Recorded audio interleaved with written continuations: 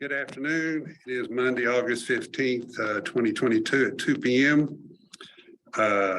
This public hearing is, the public's allowed to use the Zoom link below to participate in the board meeting. To join the meeting, please use the information below, which has been provided to you. We'll call the meeting to order. First, we'll do introductions. We have a new board member, Mr. Fred Bushy. We're glad to have you with us today, sir, and look forward to working with you for many years. Thank you. We appreciate you coming and join us, sir. Thank you. You speak up at any time you want, just jump right in there. All right. I'm probably gonna do a lot of listening. I understand. I do too. So it's good to have you, sir. Mr. Bushy, real quick, Mr. Chair, sorry, if you do want to speak, this little microphone next to you, you just hit the button, the light turns green, and then anybody online can hear you. Okay, brings us down to the public comment. This agenda item provides an opportunity for citizens to address the board directors on the agenda items or other matters relating to the NTMC board. Each speaker will be given a total of 3 minutes to address any items. Anyone wishing to speak should be courteous and cordial. Citizens that are not able to connect to the Zoom meeting must email or his or her public comment to sspell@ntmc.com no later than 12 p.m. on Friday, August 12, 2022 to ensure the comment will be read. Board members are not permitted to take action on any subject raised by speakers during citizen comments. However, the board of directors may have the item placed on future agenda for action, refer the item to the NTMC officers for further study or action, briefly state existing NTMC policy, or provide a brief statement of factual information in response to the inquiry. Do we have anyone that is called to speak or their hand raised or anything? No, sir, we did not. Okay. Hearing no one wishes to speak, I'll move us into the information reports, the monthly financial statements. So, Mr. Pearl, if you would kind of go over those, I think everyone's presented those in your board packets. I will say that I know some of the backup didn't get out quite as soon as we get it. However, we're limited to producing that information as soon as we get it from DCTA. So there's kind of been some backups there. We'll go through some of that in a little bit, but if anybody has any questions on any of these things, please just feel free to step up and ask those questions, and Mr. Pearl will be able to give you some explanation on them. He's going to go over quite a bit of stuff here today. So feel free to any time just to stop him and ask him about any questions you might have. So turn that on. So yes, your May and June are included in the monthly financial statements, and July we'll have at the end of the day. So that'll be presented at the next board meeting. And moving on to agenda item 2A. Within your packet is the board chart. And that is on page 23 for your review.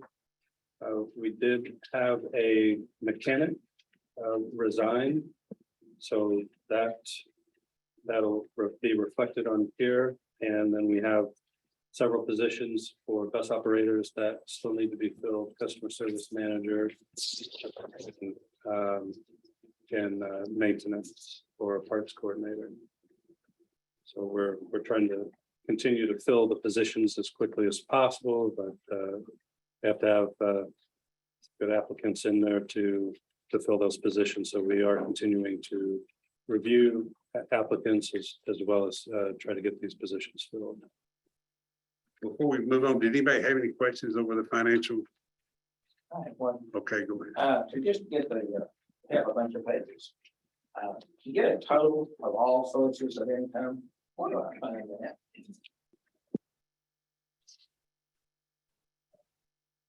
Like how on page 7, 8, 9, those total 25, 34. Yeah, those are all of the ticket sales, and they all total up to $14,583.30 for the past couple of months.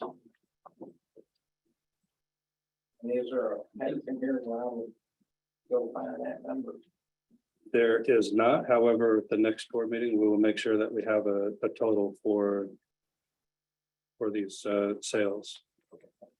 So So the, maybe 7 through 9 are ticket sales, and then 10 through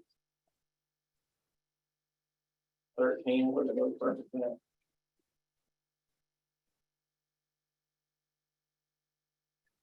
Those are ticket sales as well. And there was probably those 2 reports. They are. So that is April, and then we have May and June. So it's, we have a couple of months included in here. In July. Page 7. When I look on page 7, it's at the top, it starts June 1st, 2022.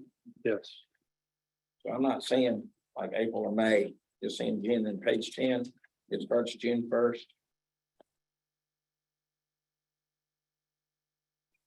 And then on page 14, the next group, it's just the deposits. So it looks like that's just for the month of June. And then on page 15, I started July. So the $14,000 number you gave me, that was for the month of June, or was that for the month of July? that's all inclusive. For both months? Yes, sir.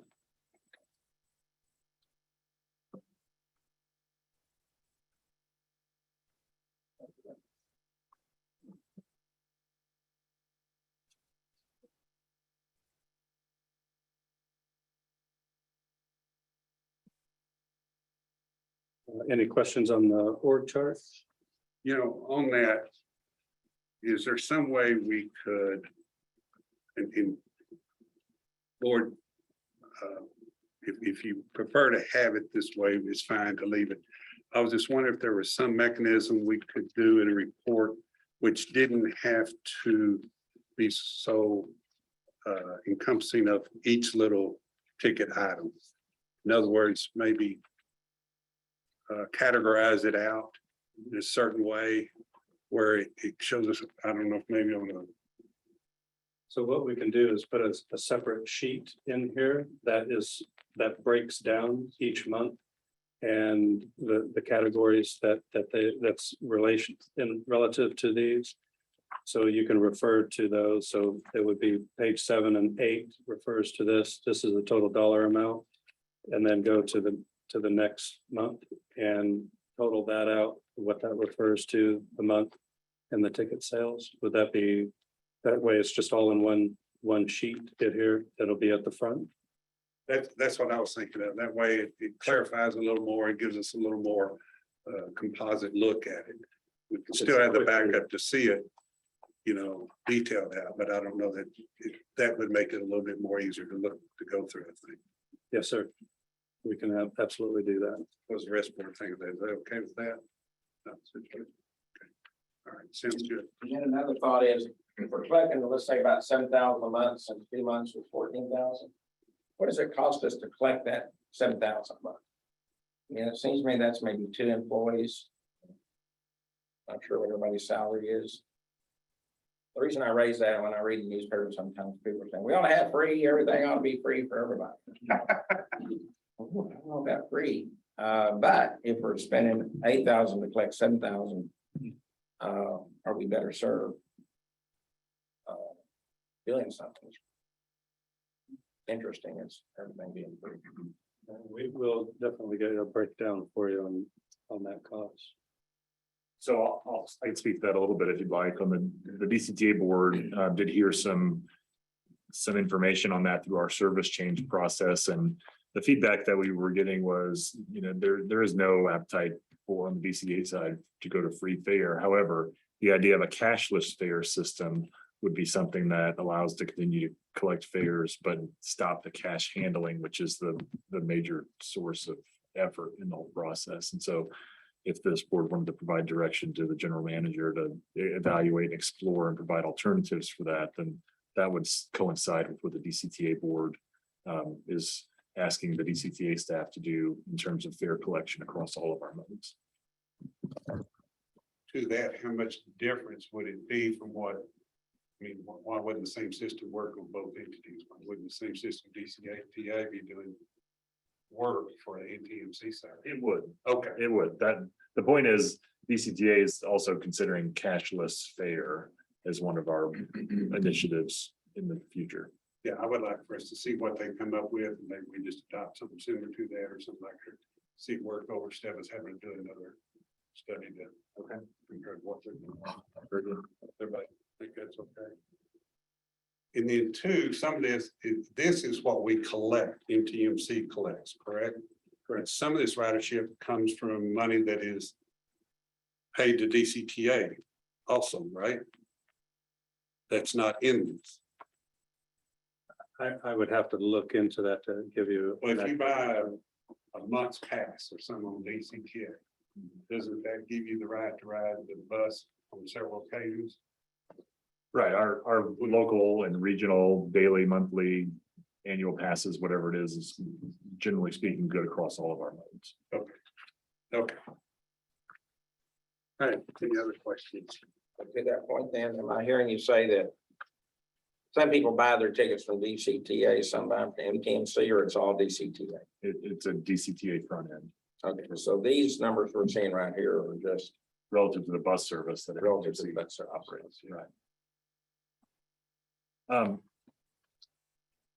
It occurs to me through the course of this conversation, Maurice, and you and I haven't talked about this before, but the idea of NTMC being able to manage a budget and provide the sort of roll-up financials view and all that sort of stuff. As you were pointing us to the organizational chart, you don't have a budget manager or a financial person in the organization. Is that correct? That is correct. We do Okay. not. So, do you think that would be helpful for you? Or do you like to do accounting in your spare time or? I don't mind it. However, I do know that in order to collect all of this, I have to rely on other staff members at NTMC as well. So I'm sure they're probably in the background going, yes, yes, Okay. yes. And I would say the same thing. It would be beneficial for NTMC to have a budget manager or financial manager. Okay, and I'm asking that question in the context of a broader organizational discussion about what is the right NTMC organization moving forward, given all the service changes that have happened over the course of the last several years. So appreciate that, answering that question. Just to follow up to that, and I guess as we consider that, and it goes to your further questions. So say you get a budget person, a finance person over here, are they doing duplicative work that you're already doing DCTA, producing the same report? So I would just want to make sure I think that's what you were referring to, but keep that in mind of, Right. I wouldn't want another position just doing the same reports that are already being done with DCTA. Right, yeah, that's the opportunity we have across the interface of both organizations. I have a question about the org chart as well, but I don't want to skip over the rest of the finance discussion if there's any more. Yeah, you've asked anything on the report? Okay. Go ahead, Nancy. Does the number of operators you have today allow you to make service comfortably for the fall semester? Yes. Okay, It does allow us to have a few extra bus operators on that extra. okay, You know, we still have attrition, but we still continue to bring a couple of bus operators in a month. So we're along with attrition, we're still bringing in a couple of bus operators a month. So it's our challenge as well as across the country for bus operators, but we will have enough for service. okay. So, Mr. Chair, just so you're aware, on a staff discussion side, we've talked about how do we easily communicate, or how does NTMC easily communicate the number of drivers they have and their readiness to provide service? And we talked about the formulation of some sort of red, yellow, green sort of stoplight metric that says if you've got enough drivers to have 50% or more of your extra board filled, that's green. If you've got enough drivers to have 5 to 49% of your extra board filled, that's yellow, because if you lose some of those drivers and you have no extra board and you're on the razor's edge. And if you've got less than 5% or less than 10% of your drivers that you need to have a full extra board, then you're in status red, meaning the service is at risk. Red is the service is at risk. yellow is the service might be at risk, green is the service is generally not at risk. I'd like for this board to consider directing NTMC staff to work with DCTA staff and come up with some sort of structure like that, so we can report regularly on a level that everybody understands, because this idea of we're short on drivers on the extra board has been around for a while, but it's hard to gauge what is the degree to which that's a problem or posing a risk, if that makes sense. And maybe it's got to be divided into four, maybe it's got to be red, orange, yellow, green, or something like that. But just so we can communicate more succinctly how we're doing on drivers overall. Does that make sense? I think it'd be good and it would help. The two entities, DCTA and TMC, understand what's transpiring between the two different things. Since while they're interlocked, they're still providing the different sectors. Mhm. And while ours, the NTMC side seems to fluctuate. Mhm. Much more than the rail side Mhm. seems to fluctuate as far as service. Right. So I think that would be good, and you're gonna have more of a fluctuation of drivers on the bus side than you are on the rail side. Right. Okay. I think it'd be a good idea. Okay.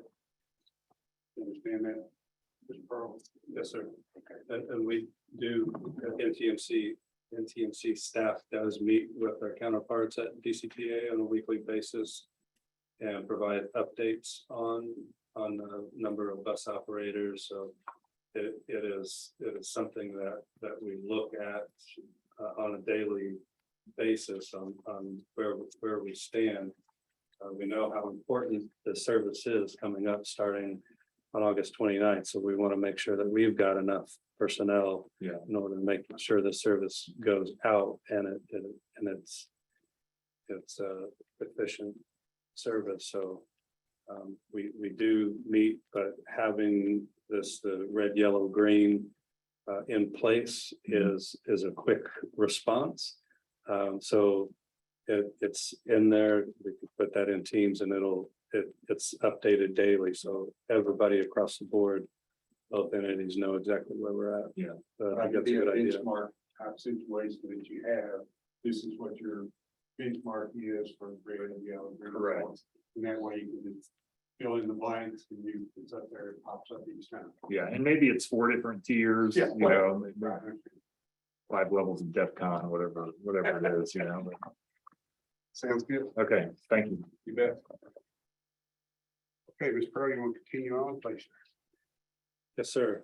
Don't have anything on the entity or national transit database or service metrics or on-time performance. We have, I don't have backup in there, but in our weekly meetings, we have jumped up on our on-time performance above 90% for both services the past couple of weeks. So we're monitoring that more and more.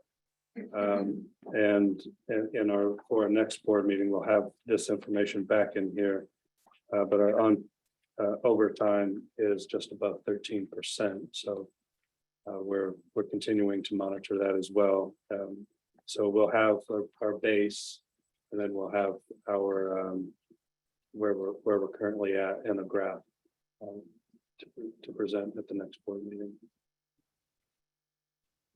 And we went over ticket sales. And then getting into agenda item 2B. And in front of you, Maurice, were you just, I want to say thanks to NTMC for the on-time performance uptick. It made, we provide a weekly update. CEO of DCTA provides a weekly update to our board. And so we provided that in our board member update this past week that we were up over 90% for several weeks in a row now. So thank you all for paying attention to that. And then your note about metrics and measures around on-time performance and all that sort of stuff. DCTA launched a dashboard recently that identifies ridership information across Connect and Go Zone services. And one of our initiatives for next year is going to be having the same level of clarity around all things related to safety, service, and ridership across all of our modes. And so these reports that Maurice are talking about are things that we're also, as a DCTA leadership team, talking about. How do we formulate these things so that they're front and center culturally across both organizations? Say, we're about, in our operation, we're about safety, service, and ridership. So appreciate the brainstorming and perspective on all that NTMC has been able to provide so far. That, and ultimately the vision is there's an electronic dashboard that communicates this at a 5-second glance across all of our modes, that anybody goes to DCTA's website can say, here's how the buses are running, here's how the train's running, here's how all the other services are running as well. Great. And I think of that, as you mentioned, I think a lot of it is the fact that the two entities are coordinating things much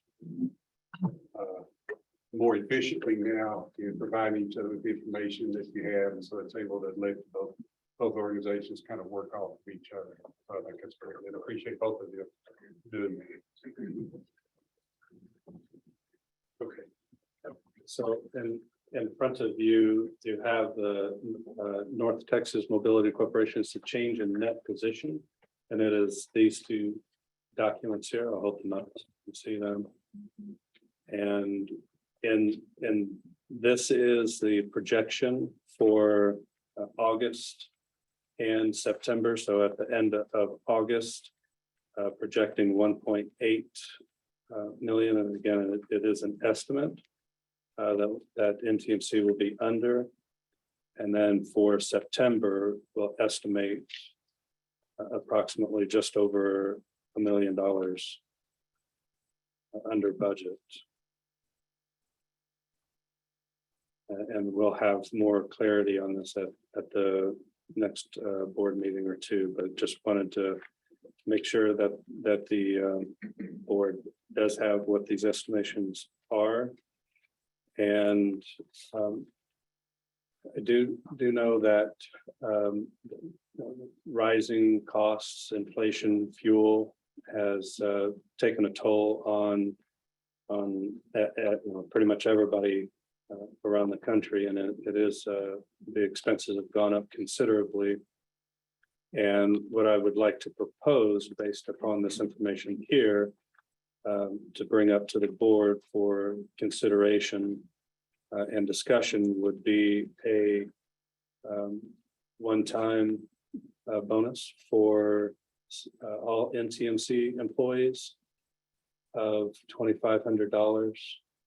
That way, that will cover some of the overages, expenses, higher fuel costs. And that would fit within the estimated budget that we are looking at.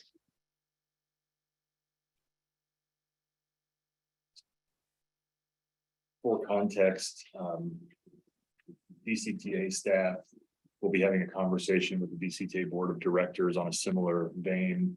The terminology is important, so we're talking about an inflationary cost adjustment, something to that effect. We're not using the term bonus because it's not a bonus. It's about offsetting the inflation that we expect our employees will experience over the course of the following or the 12 months to come. We've done some work to benchmark against our member cities and have found that many of them are thinking about something similar in terms of a one-time payment that is intended to offset inflation. When you look at the numbers in terms of household utilities, motor fuel consumption, groceries, it is a significant, it's a measurable number. And so anyway, this would be in line with something that the DCTA board is going to talk about this month, using funds that are under budget of the current 2022 budget as we get to the end of the fiscal year. And so I expect that by the next board meeting, we'll have feedback from the DCTA board as to their appetite for that. So the dollars that we're speaking of, that is for inflation experienced during the last budget cycle. It's not looking forward to the future budget cycle. This is something we're also working through, but we're thinking this is a forward-looking inflationary adjustment so that we give employees what they need to get through the coming year. if it's forward looking, then why pay a lump sum versus, divide by 12? Certainly a question that is valid and the board has the opportunity to make that sort of a policy decision. I think that depending on who you speak to, there's different perspectives as to what makes the most impact to employees. And so we're still, as a staff, we're still working through that in terms of our recommendation to the CTA board as well. But yeah, just make a comment. I think as far as considering doing something this year, I would think that might be more appropriate to discuss when we talk about the budget item later, so we can see it in context of the full budget.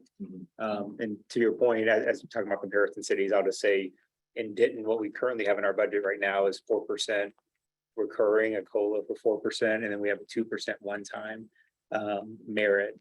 So for employees, if the budget goes forward as is, we get a 4% recurring and then 2% one-time. And really, it's just to try to do as much as we can without having that recurring hit in the future years. So that was our motivation, just to answer your question from a city perspective.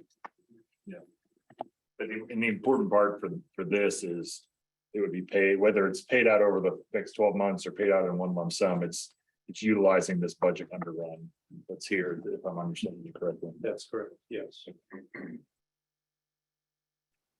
I do know that there are a lot of companies that are doing it right now, and I do agree, it's not considered a bonus, it's considered an inflationary cost that employees have had to go through, similar to what you're talking about. It's what they've been through the last 6 months, 9 months, I guess, or even a year. And to kind of just help offset that, because it has struggled from the gas to the food, everything has. And a lot of entities, not having to do with our business or cities, but your private companies are doing the same thing. I know big banks are doing that for their people, giving them just a one-time fee shop for their people. The only thing I would think that we want to make sure of is that we do it for basically, a lot of times you need to exclude certain personnel out of that. You know what I mean? That certain personnel like executive directors or some type of position like that. They're not as affected quite as much as the other. They are affected, don't get me wrong, but they're not as affected quite as much. And I think sometimes that's seen where the organization is trying to take care of their employees more than just give us a one-time shot. So it's something like they'll look at too. Example, just when you brought the city manager probably wouldn't get that additional bill. They might, but because they're under a contract basically. So yeah. Like I said, I think the big banks did that, but they excluded their executive officers, did not receive that compensation also because of the situation. So I do think it's good, but we can't discuss it further how it shows how it impacts the budget. But I think what he's referring to right now is basically in using the excess that we have currently. Is that correct? Yes, sir. That's projected underrun that we have, and apologize for misquoting what that is, but yes, an inflationary cost increase. But yes, that would be within the 2022 budget. It's up for discussion. So why don't we hold off on approving this right now until we kind of go with budget some, then we can come back to approve that. We can do that, can we, Counselor? Yes. Okay. Is that all right? Well, that's perfect. I guess I do have a question then on the specifics on these operating expenses. I certainly could be just seeing something incorrectly. If I look at the September, this looks like a projection through September 30th. And it's showing our actual expenses over budget. Is that correct?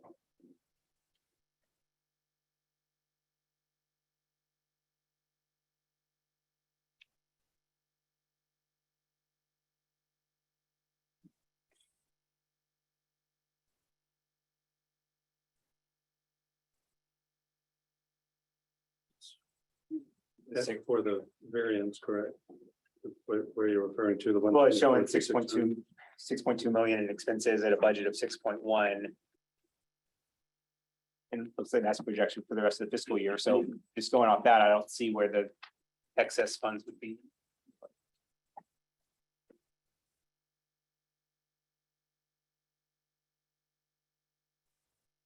And we'll, what we'll do, again, bringing this up for discussion, so we'll have a further breakdown of this and provide more clarity on this for you. Can I ask a question? The, so this here is the projection forecast for August and September, based upon the. And so the forecast for it's got the budget is 6.13 million. When I look over here at the North Texas Mobility Corporation changing that position, this comes from DCTA. The budget is actually 7.263989. Is that correct? That's how, once you look at September, there's $1 billion difference. Budget versus Sure. annual Yes. budget. Right, that's great, and I see that column on the right, which makes sense. I guess I don't understand what the budget column is. To the left of actual. Or to the right of actual. Correct. That's what I mean. Okay, just, if we get clarity on that would be helpful. That's one more. Here it is here. That's one of them. Because right here, we're saying the actual is 6.26, and the budget is 6.13. It's actually 7.26. Right.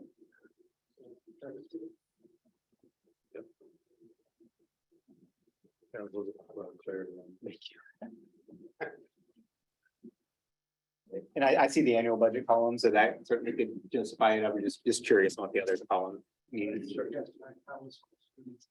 Thank you.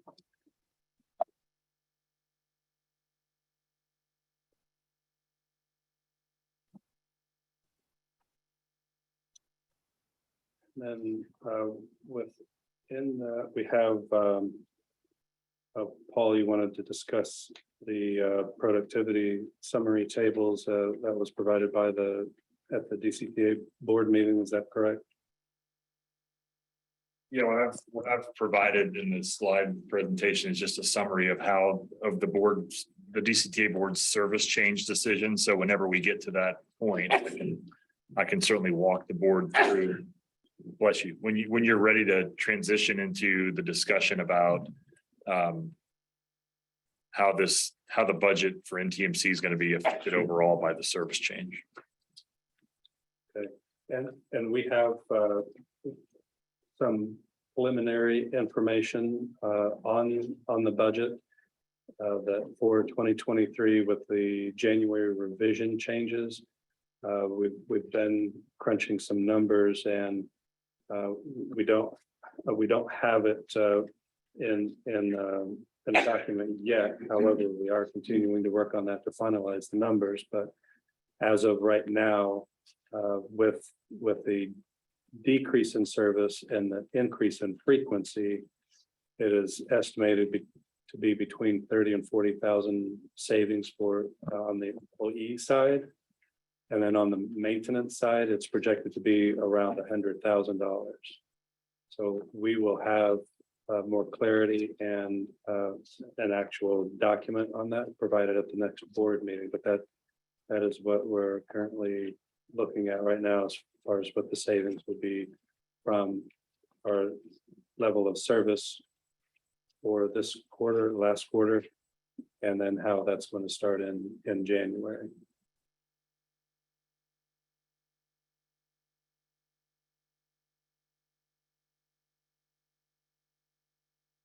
So, Mr. Chairman, if you'd like, I can describe to the board the service change that was voted upon by DCTA, if that would be helpful. Sure, and from what Mr. Pearl is saying, is basically because we're lagging in getting that information to us, we can't have it presented, but this is a projection, what's going based on the numbers that you see. Right. Well, we've been working on that information. So in order to have a final solid document to you, we don't want to put that out because it's an estimation right now. But we do have the backup to present to the board at the next board meeting. So we will have that, but we do have the information that we need.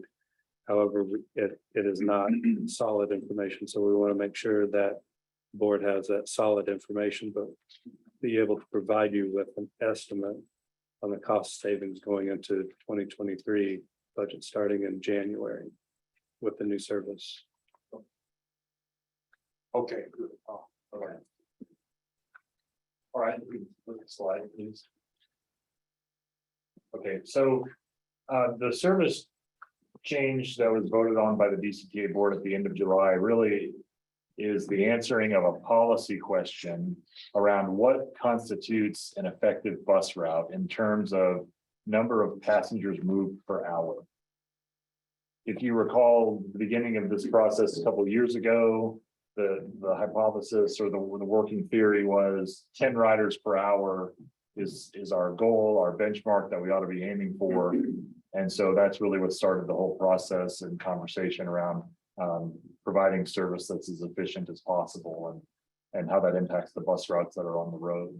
So these tables here are called productivity summary tables, and what they do is they identify numbers of riders per hour by route and by different times of day. And that in and of itself represents a step forward in the way we've thought about these things in this process. In the past, we talked about bus route productivity in terms of one number, but in reality, bus route productivity varies based on time of day. AM peak is different than midday, is different than PM and PM peak. So at the top of the page there, you see routes 1 through 7, and what's their average productivity based on first column says weekday productivity, Saturday productivity, and then the weekday productivity is broken down by morning, midday, evening, and late night. And the higher the number, the greener it is on a red, yellow, green kind of a scale. So route 7 is the most productive route, and that's no surprise to anybody. And it runs north of 9 riders per hour all throughout the day, except for the late night service. Whereas route 2, you see, runs 4 riders an hour in the morning and then gets up to 5.4 by the midday and then drops to 3.6 and 1.4 by the afternoon and late night. And so as a comparison to that, you have the Go Zone service, and the Go Zone service, we're doing the same thing. We're saying, what is the number of Before you go to Go Zone, that goes on. See in that route 7? Yeah. And those last 4 columns, we have morning 10, 9.6, 9.7, 9.9. Yeah. But when I go back to average weekly productivity, it says 7.9. How can those be in the 9s and the first 2 columns just be in the 7s and 6s? I think because that late night service is down at 3.2. And it really impacts the overall productivity of the route. Yeah. That makes sense? Yeah, makes sense. Thank you. It's a good question. But on the in Go Zone, you see that, let's just look at the weekday productivity between Denton, Highland Village, and Louisville. On the Denton Go Zone, what that means is one vehicle moves 4.7 people per hour in Denton. One vehicle moves 1.8 people per hour in Highland Village, and one vehicle moves 2.1 people per hour in Louisville. And so what we end up with is a sort of a composite number that says about 4.5 is our composite number for Go Zone productivity across all of our zones. Make sense? And what does it need to be? Well, So you got a goal of 10, but that might be the goal, but what does it need to be? well, so that's really the policy question. So perfect segue to the next slide.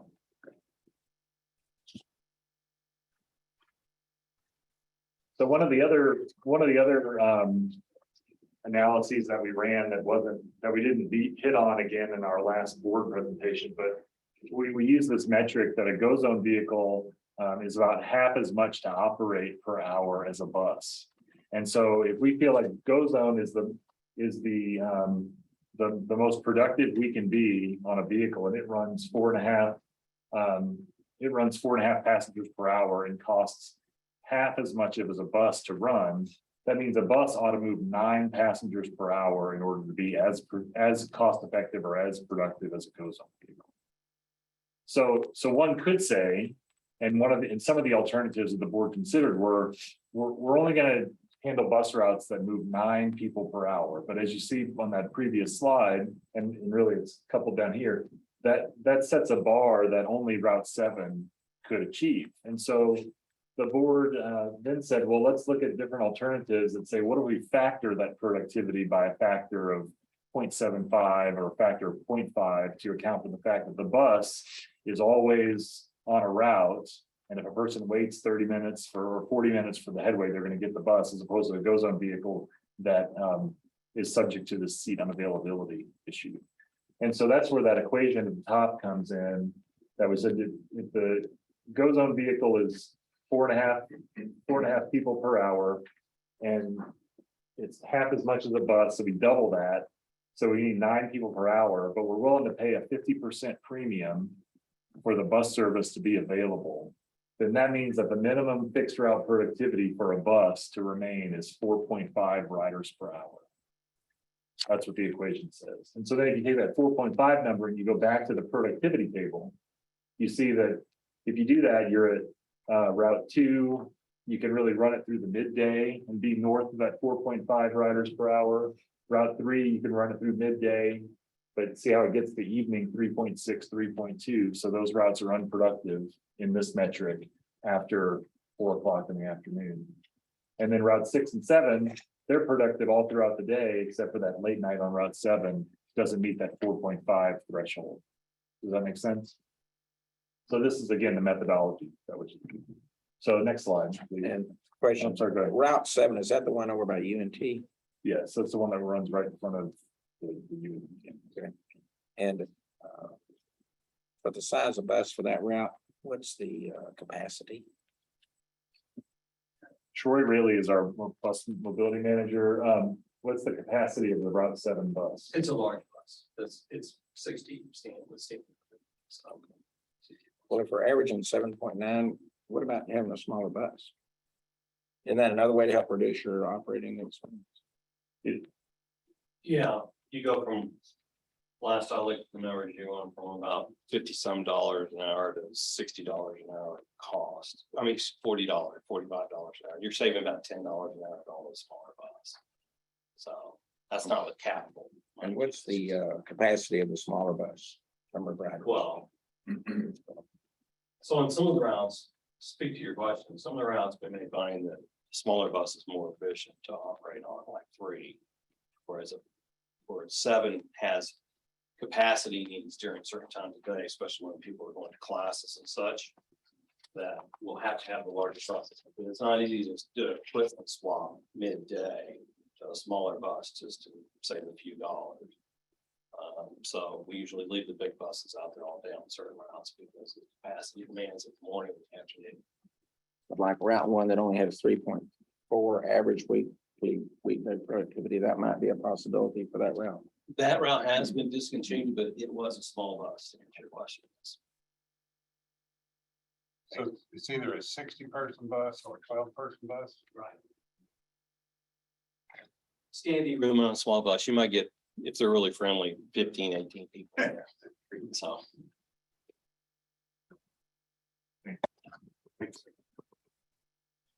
So one of the things that we have to do moving forward, obviously, is a long-range service plan that'll identify here's the future routes that meet this standard. And what's the fleet that's needed to meet that future service plan? But that's another conversation for another time. Can I ask one other question? Sure. In the feedback, is there any feedback from the folks that were carting around about what's too full and what's not too full and what should be done and shouldn't be done? Is there any feedback we get, or are we making assumptions that this is? So great question. We conducted an extensive public feedback for public involvement process that allowed people to provide their opinion online or in person at public events like the open house we hosted at the Downtown Denton Transit Center, about halfway through the whole process. And you know, the point about how full the bus can be to make people comfortable, that I don't know that we really hit on that a whole lot. The things that we hit on were what's good in terms of the frequency of a bus and how much the fare should be about go zone and that sort of thing. But certainly when we get into the long range service planning process, we'll want to get that sort of, would people, for instance, would people prefer a bus that runs more frequently if it meant that sometimes they had to stand up, or most of the time they had to stand up to get it? So good question. That's what I'm getting at. Yeah, good question.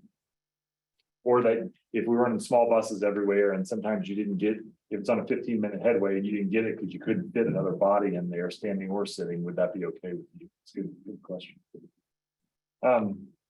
So next slide, please.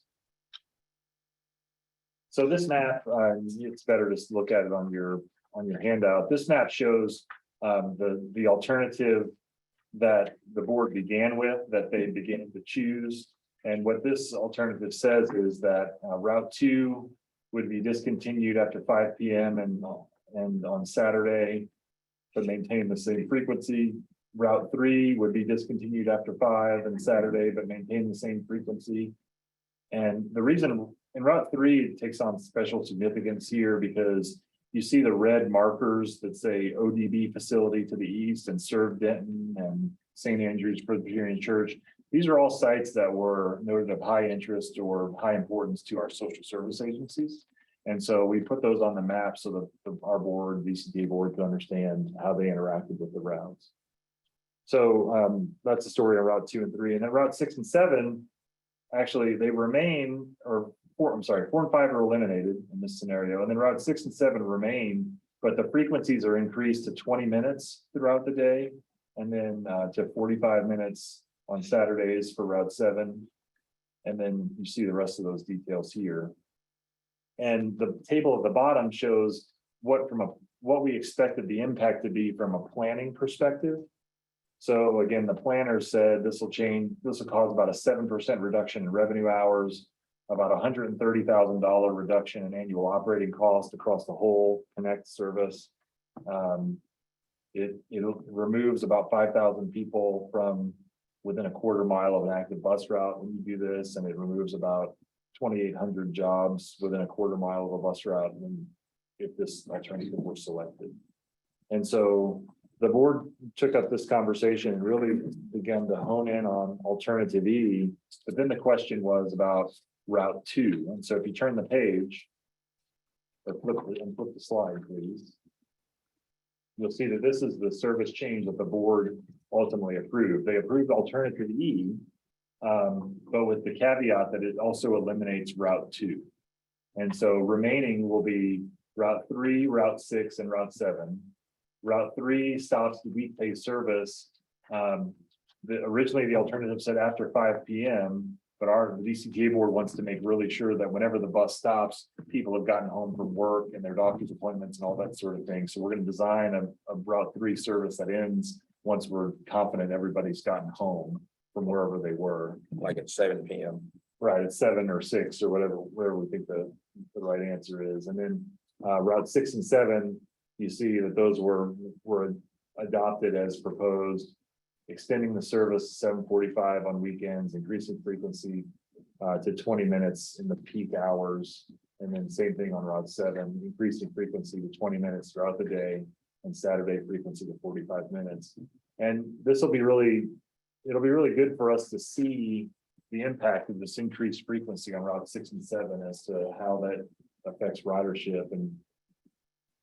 And so we're looking forward to that implementation. And so this implementation is scheduled to occur on January 1st of 2023. And that's the work that DCTA and NTMC staff are undertaking right now to prepare for January 1st.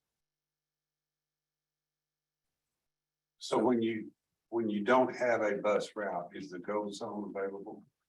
Yes, sir. So that is the kind of the structure of this whole thing is that GO zone provides 100% coverage across the zone. And so if a bus route that was eliminated, if a rider was using a bus route that was eliminated, they can now use a GO zone. What about if there is a bus route still going on, can they still use the GO zone if they choose? They can, yes. My only, I guess, from what I'm understanding in this geographical area, there are starting to be more people going back to the office, where for the last couple of years they've been working from home. There's getting to be more people back. If we reduce a lot of the need for it, how costly it is for us to add that back if it comes back up. You see what I'm saying? And the fixed route service. Yes. You see what I'm saying? Yeah, If we reduce it all in, and then all of a sudden there's this need and people are coming in, we can't fill it. Our policy is to add it back to. well, it'd be it would require the policy decision from the DCTA board, and then it would be a matter of reactivating part of the fleet that was mothballed or that was put into storage. It wasn't very close.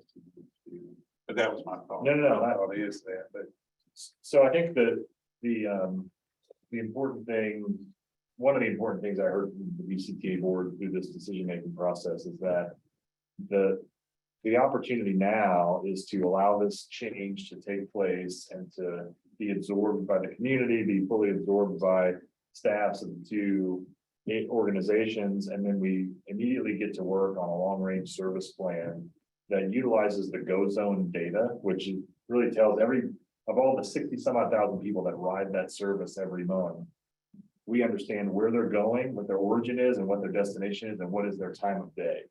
And so through the service change or service planning process, we actually were able to say, well, if you drew a bus route here, how close are all those origin destination pairs, and how does that compare to what we think our productivity needs to be? And so that's the process that we're going to be undertaking as a DCTA staff next year. We have money in our budget to do a long range service plan that will look at all of that data and talk to the community and figure out, okay, what does the fixed route service need to look like in the future? And along the same line, how well do you know where people are really coming from and going to? And I know that sounds like an obvious something that everybody understands, but it would seem to me knowing where they're going to and coming from and knowing when they do it would be an easy way or a relatively easy way of finding out where the best direction to go is and so on and so forth. And you may have already done that, so forgive me, I knew, but having some feeling because dependent upon the business or dependent upon the student, dependent upon a whole bunch of things, there are certain routes that are obviously going to be more active than others. And by knowing what the distribution of those kinds of riders are as far as what it is they're doing, would that help at all, or is that just too much? We think it will be a great help in the GO zone data. Again, for everybody that calls a GO zone vehicle and takes a ride, we know their origin and their destination and what time of day they took that ride. And so we can talk more about this in a future session, but we know that 50% of all the GO zone rides, for instance, happen within few hundred feet of the UNT campus. Now the UNT campus is geo-fenced. You can't get a GO zone vehicle to pick up inside the campus, but you can call for a ride inside the campus and go outside the campus to catch it. So 50% of the rides are originating and terminating there. Then where are those rides trying to go? Because that's a really good node from which future bus routes maybe could be parsed that is different than DVTC, which is also a really healthy node. So that's the kind of stuff that'll be the foundation of our. Yeah, considering the ridership of the buses, I don't know. That would also be very helpful to know that same thing for every rider. You know, they come in 6 blocks this way, and they come to the bus stop, and then they get there, and then they gotta go 3 blocks that way. Yeah. And what if for your recurring riders, if you ask them to, like, you have a laptop up there, and they would say, I start here, I end here. Yeah.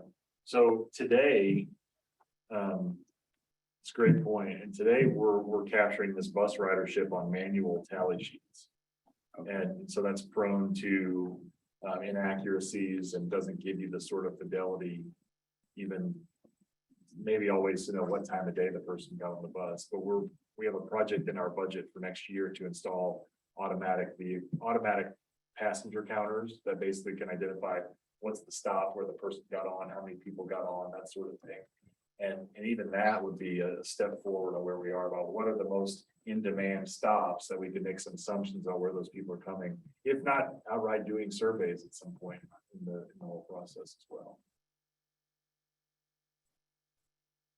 And we, as a board, have no part of GO zone operation. We are strictly the bus operation. Is that correct?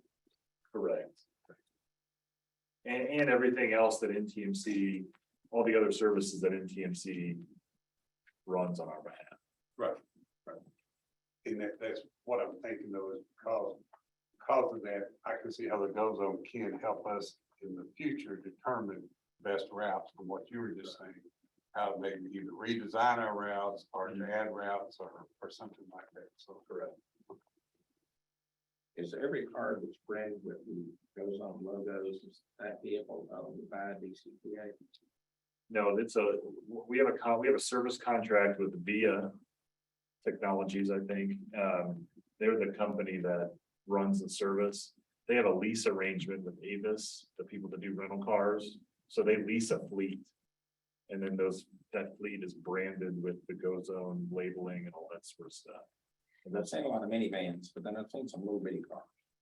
yeah, so it's whatever the folks from VIA can get themselves, can get available to them that meets the parameters of the service they're trying to provide for us. Is there any questions on the bus service side of the things going over?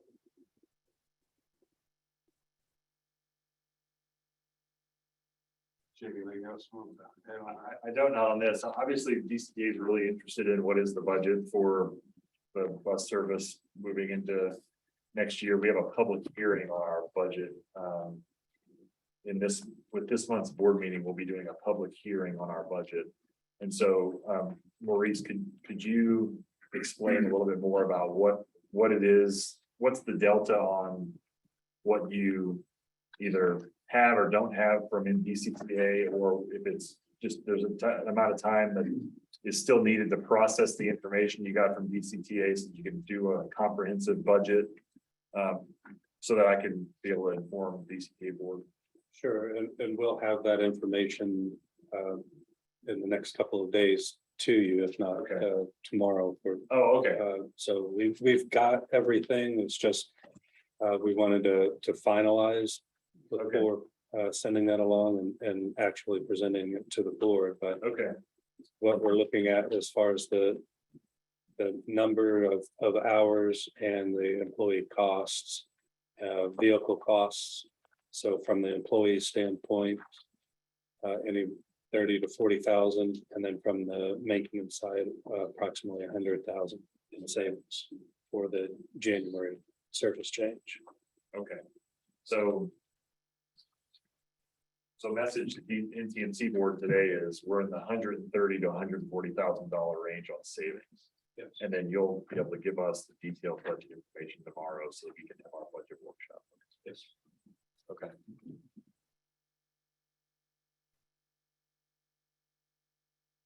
Okay, go ahead. For clarity, we have an action item to approve the budget. Is that? I discussed this with the counselor earlier. What I think might be a good process for us to do is to go over this budget, our proposed budget that we feel comfortable with, and we make that a proposed budget to the DCTA board so that at their next board meeting, they can look at it, see if they need to revise it or accept it or whatever. And then once we get their stamp of approval on it, we would come back here and actually approve that budget. Does that make sense? And again, I know we talked about the timeline a little last time, and it's kind of confusing, but it seems it's tough to approve a budget when we know there's a huge variable that's out there that's going to change the budget. We know it's there, the decisions are made.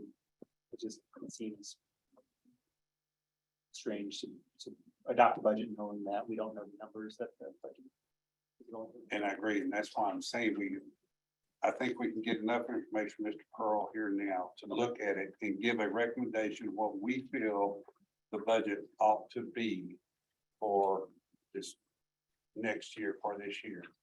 And then we can send that to DCTA for their approval, revision, whatever, then you can bring it back to us. Because to me, if we approve a budget, then DCTA doesn't approve the funding for the budget, what good it is. We got to come back here and do it over again. See, does that kind of fit with what you're thinking, or? I understand. Yeah, I understand. Okay. So we will move into approving the meeting providing the information for this. Let him kind of go over some more information for you. Everybody okay with that?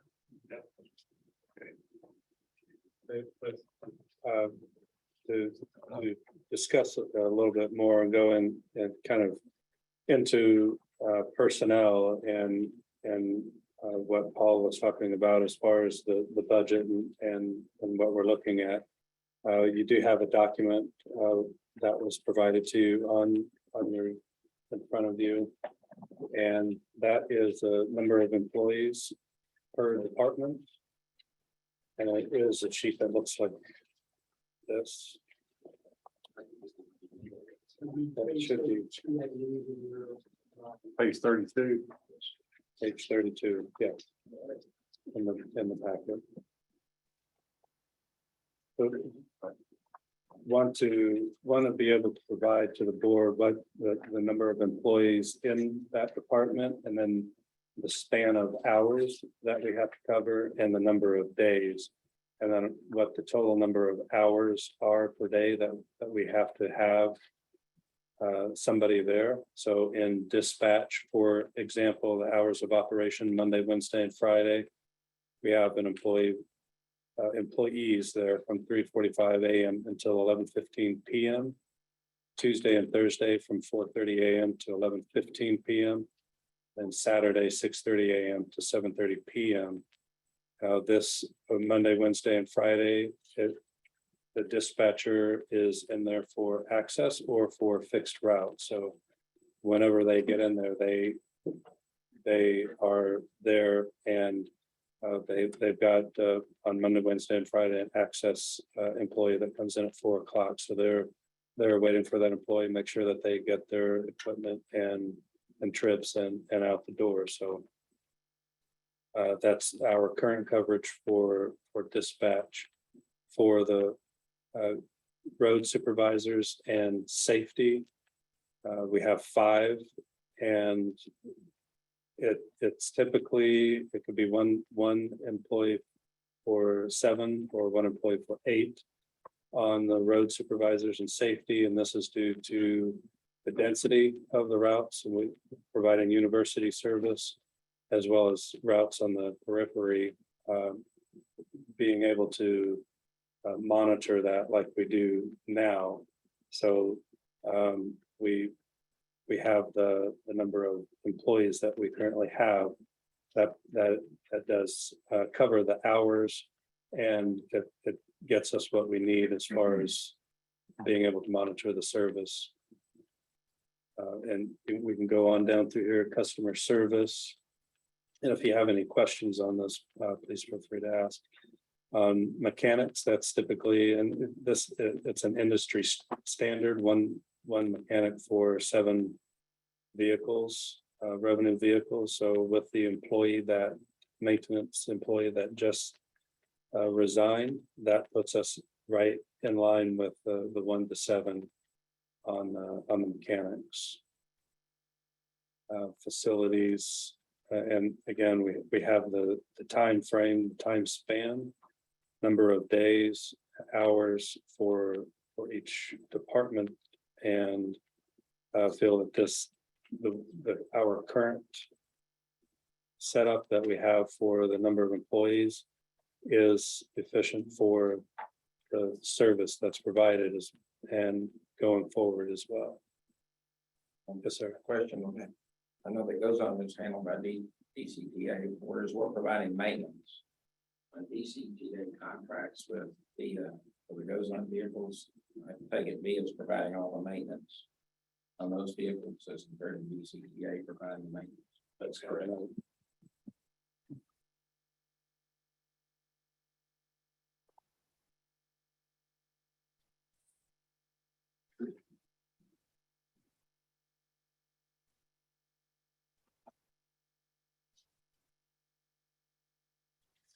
So whereby the recommended changes in routes that's been proposed to us by DCTA, where are you able to have cost savings in your budget? So with the number of vehicles being reduced, not hiring another mechanic will be a cost savings. We're also looking at current open position that we have for customer service manager. Does that position need to be filled? Can that be filled internally as a lead? So we're reviewing and considering what options that we have in order to reduce some of the cost, but to eliminate or decrease the number of employees that we currently have, it will affect our ability to accurately and efficiently provide the oversight of the service that's currently out there, as well as going forward.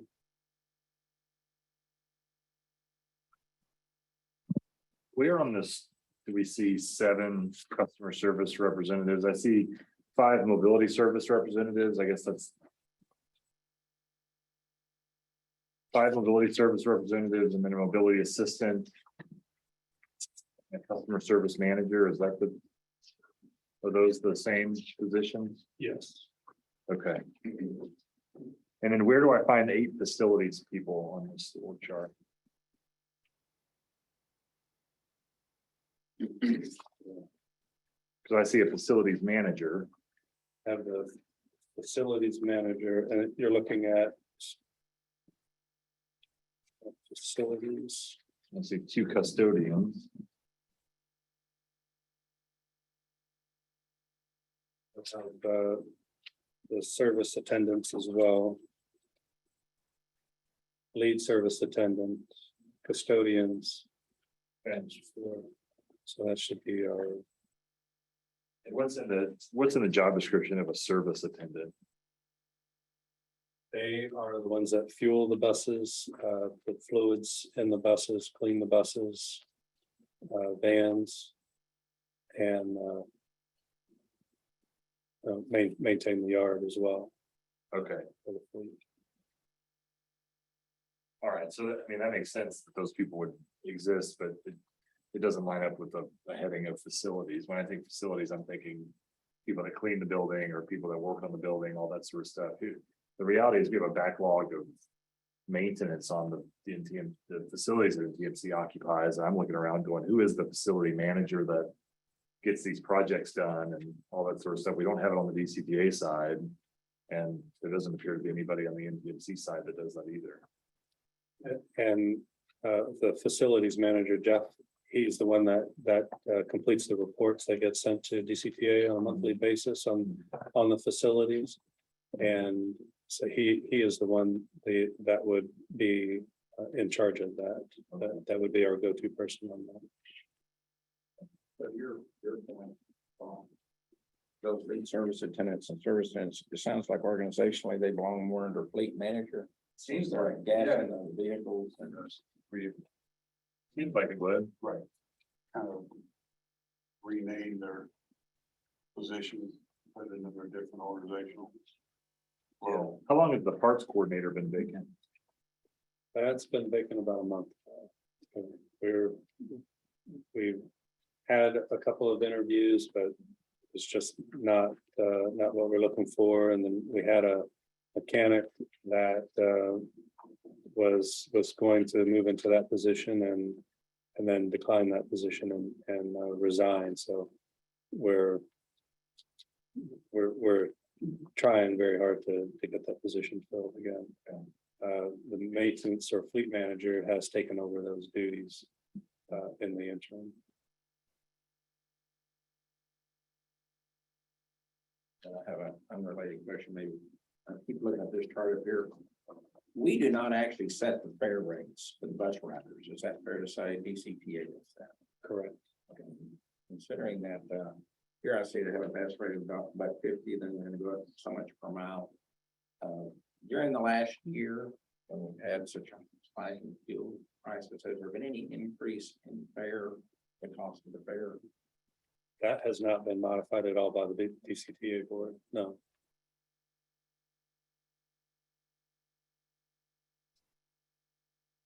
So 6 mechanics doing repair work on buses, and then service attendants who were changing fluids and things like that as well?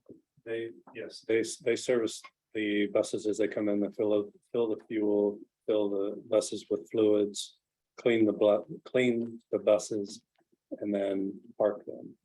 Okay. And so if there's one mechanic for 7 vehicles on mechanics, what's the standard on service attendants, or is there a similar?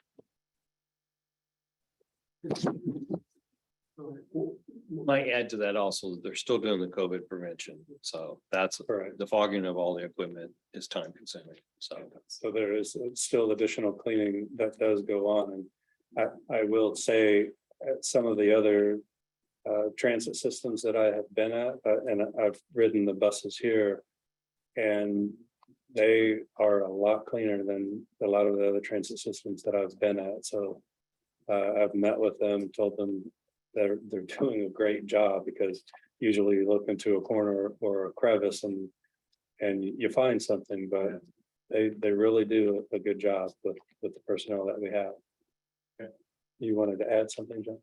Oh, I was just gonna say, it depends on how your service flows, so if your services is coming in late at night, you need more people to fuel and wash those buses to get through the process, so you'll have vehicles out there all night waiting to get service, and so it's a coordination on the service ostler, whatever you want to call them. It's kind of coordinating their schedules according to when the buses come in for service at the beginning.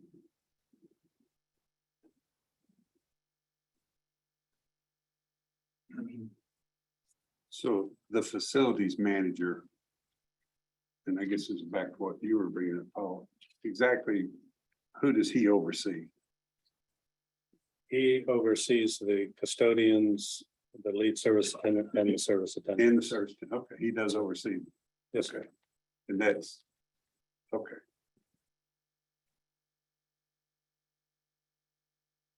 I can see where that's needed.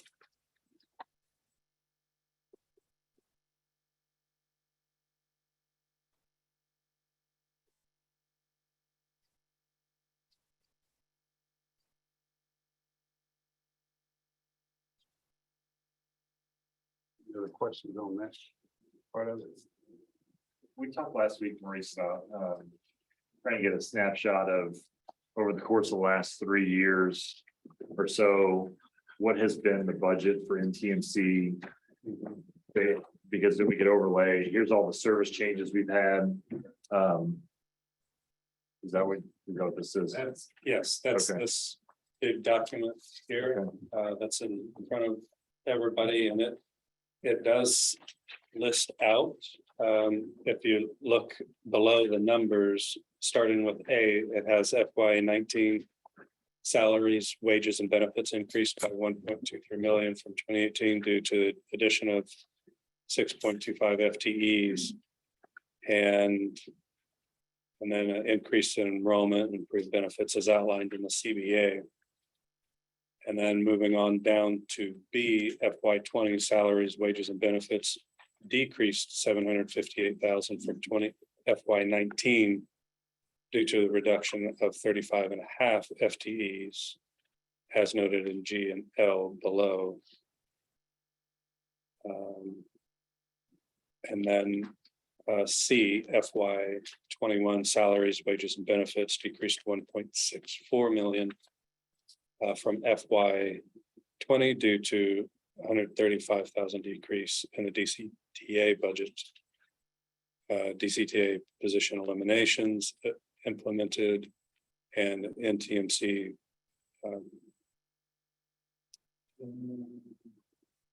position addition step increases. So you can see in here what has taken place over the past couple of years, last 5 years on 3 or 4 years on the budget. The increases and decreases. FY22 is increase 1.7.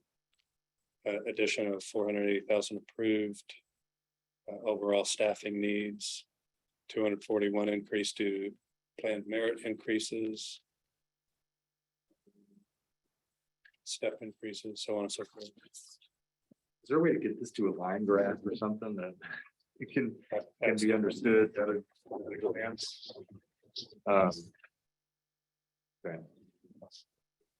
We'll have that at the next board meeting. Well, I'd like to actually get that this week if I could, Sure. because this will be something that we get asked the DCTA board meeting. I mean, what, if you're looking at the numbers at the top, what, pretending like we've never looked at this before, what numbers are you comparing? Total FY 2019 actuals to total FY 2020 actuals? Based on actuals. And this is DCTA and NTMC budgets related to the bus service. What's the difference between two related to the bus service? The DCTA and NTMC.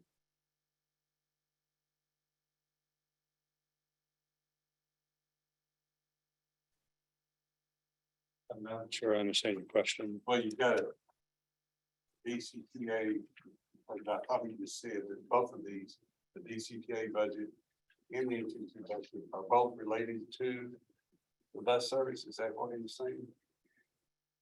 Or is the DCTA budget, is it only for dark?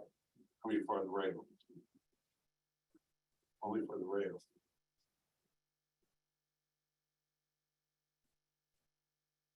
No, the way I'm reading is this is all the DCTA budget related to the bus, personnel costs related to the bus service.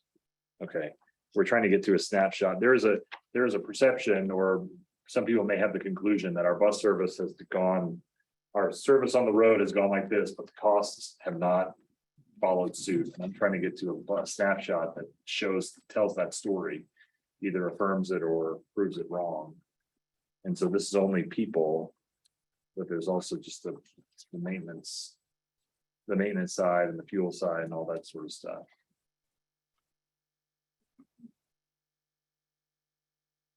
NTD data.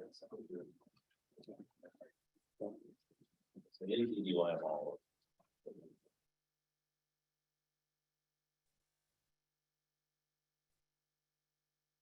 So I would be okay if NTMC said, well, we can only tell you what's happened on the NTMC side with regard to cost of the bus operation over this.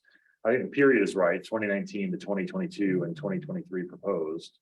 If NTMC says this is only an NTMC snapshot, I'm okay with that. And then we can layer in the DCTA stuff ourselves. But That was my question.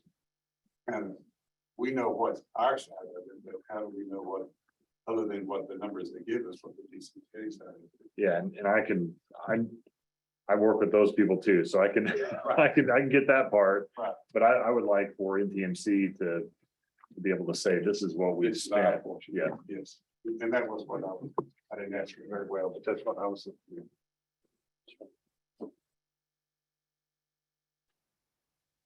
I had one question on this. And I tried to read the notes quickly, so maybe it's in here, or maybe there's a simple explanation I'm just not seeing.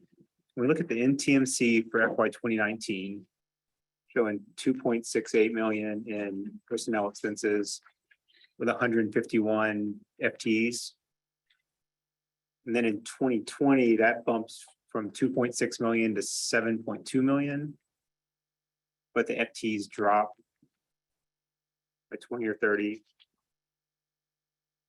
You know, what is that? What was that jump from 2019 to 2020? Which line are you on? In 2019, the NTMC FY 2019 actuals, 2.68 total personnel expenses. And then if you go to 2020, that same row, or same column, sorry, is 7.2. But we had a reduction in FTEs as a result of COVID, I believe is the explanation. I'm just trying to understand that big jump in expenses between the 2 years. Oh, is that whenever the contract changed? from the first year to 2019? That's what my assumption is that was when it was first transition to service back then. Because that's a huge jump from 2.6 to 7.2. And so I assume that was the service. Troy, do you know? NTMC began in December of 2019, so that's only 3 or 4 months worth of budget. for NTMC that year. Right, that makes sense. That's great. The rest, like first transit Oh. expenses would have been. Okay. Okay. So the 2.6 is only 3 or 4 months Three or of, four months. okay, that makes sense. That's true NTMC. I'd forgotten about that too. It's a good point. That makes sense, and I certainly expected there was a good justification for that. But I imagine the reason we went back to 2019 in this was to get a pre-COVID timeframe, and I think that does make it difficult, right? Where you just don't have a full year, pre-COVID year. Huh? Yeah, because it really didn't get till March of 2020. Right. I have a question. On the backside there, looking at NTMC fiscal year 2022 working budget, 6,000,005. And then the budget we're gonna be working on, isn't it, is the 2023. So in 2022, we had 90 FTEs. We're gonna go to 91, but we've eliminated a number of routes. So wouldn't our FTEs go down a little bit? We've eliminated routes, but increased frequency on the routes that we do that. So you're gonna have more buses on the street, more drivers on the street. Does that make sense? Yeah, the only, if I want to ask a question, the only place that we're really saving the personnel is the mechanic. Mechanic, yes, The and drivers went up. right, so it's basically what it amounts to, it's almost a wash. Right. Between what our current service level is and then what the service level is going to go into January. We'll save more on the maintenance side and less on the employee side. So that's why we say that it's estimated between 30 and 40,000 on the employee side. Because it's pretty much a wash going, eliminating service over here, but adding frequency and service over on these other routes. But you'll save some on the maintenance side. So By increasing the frequency of some of those routes to 20 minutes, are we anticipating ridership's gonna go up, or is it the same number of people, we're just making it more convenient? The ultimate goal with any type of frequency increase would be to have ridership increase. I mean, that would be the ultimate goal with any type of service that you change or modify would be to increase ridership. Do we have a benchmark or a goal that we're shooting for? Like, if we do this, we're hoping our ridership will go up 5% or 10%.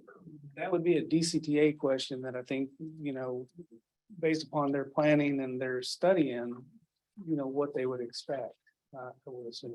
And Paul, I don't know if you, We do not have a benchmark for that. yeah. We're listening to, in those decisions, listening to public feedback that says increasing frequency would be desirable on all routes, but the board chose our most productive routes to increase frequency to understand what the impact is.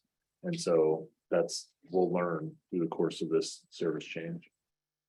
But that's why on-time performance and availability of the fleet and all that sort of stuff is so important, that if we say this, but we don't deliver the service, then it's gonna be hard to say whether or not increased frequency actually did anything. And so again, back to the idea that our service metrics and performance metrics need to be front and center and understood by all at a glance is something we're really gonna be focused on.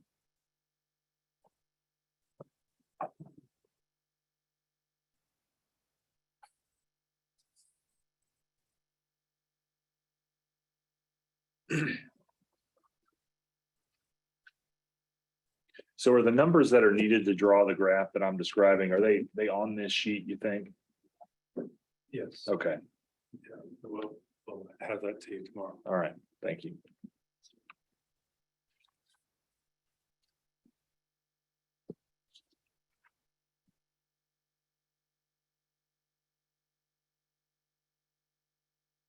I guess the general comment I would have, because I'm new. The more graphs I see, the better I understand what the heck is going on, rather than numbers that you have to do so much fiddling around with. So to me, graphs mean a lot. Numbers do mean something, but they're more difficult to interpret than what's going. Agreed. We like pictures. Yeah. the reason I asked that about that. If I go from 6,590,000 to 6,666,000, that's only $76,000 increase. And what I've heard us say so far today is we've talked about visiting pay. And we know our cost of fuel is higher. But that 76,000 is only about 1.1% increase. So I'm wondering how we're doing all that on a 1.1% increase in the budget. I've added a full-time employee, went from 90 to 91, so that's gotta cost, $50,000 at least drive off the lot. And then I have other fuel costs and stuff. From NTMC standpoint, the fuel cost is DCTA. DCTA handles that, so that side of it. Our side is employee cost. And that's mainly what our budget is. So we don't pay for any fuel. It's 100% out of the DCTA budget. DCTA, correct. Right, so even like our labor costs, it seems going to be more than 1%. A little bit more for medical insurance, a little bit more for this, a little bit more for that. One more employee. My initial thought process on that is that enough? $76,000 increase for what we're trying to do.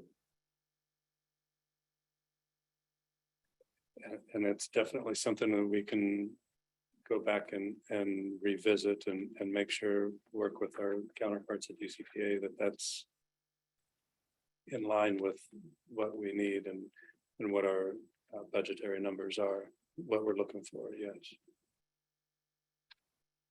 We can do that.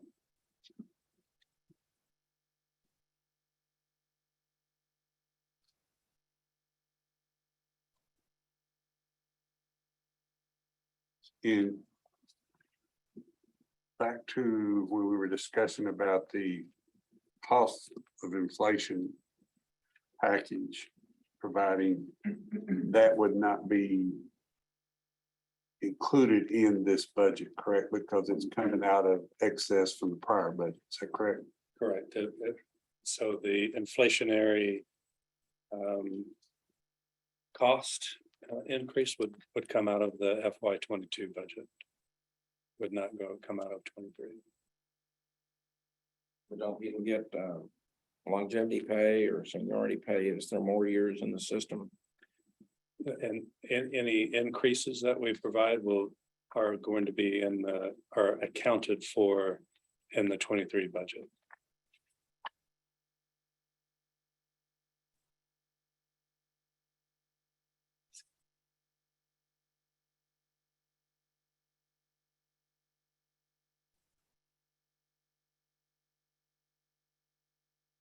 What time tomorrow do you think you'll have the details on your 23 budget ready?